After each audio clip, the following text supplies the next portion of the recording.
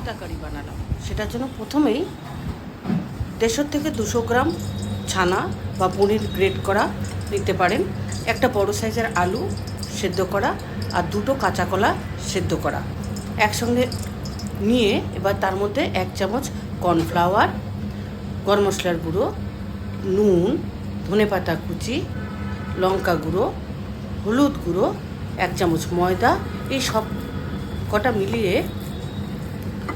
Do তৈরি করে নিলাম। ছোটো ছোটো বলের আকারে ডো তৈরি করে এগুলো ফ্রিজে 10 থেকে 15 মিনিট সেট হতে দিলাম, যাতে তেলে দিলে না ভেঙে যায়।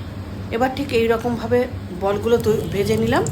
বাকি ভাজা তেলের মধ্যে ঘি দিয়ে জিরে আর তেজপাতা ফোড়ন দিয়ে তাতে একটা মশলা তৈরি করলাম, সেটা হলো টমেটো বাটা আর জিরে, ধনে আর লঙ্কার গুঁড়ো একসঙ্গে মিলিয়ে তার মধ্যে হলুদ গুঁড়ো, লঙ্কার গুঁড়ো আর নুন অ্যাড করে এবার ফোড়নের মধ্যে দিয়ে দিলাম।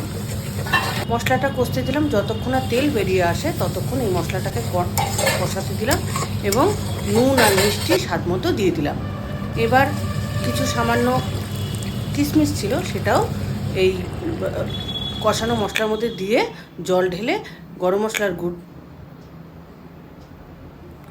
গুঁড়ো অথবা গরম মশলা বাটা দিয়ে বাকি বলগুলো দিয়ে নামিয়ে নিলাম।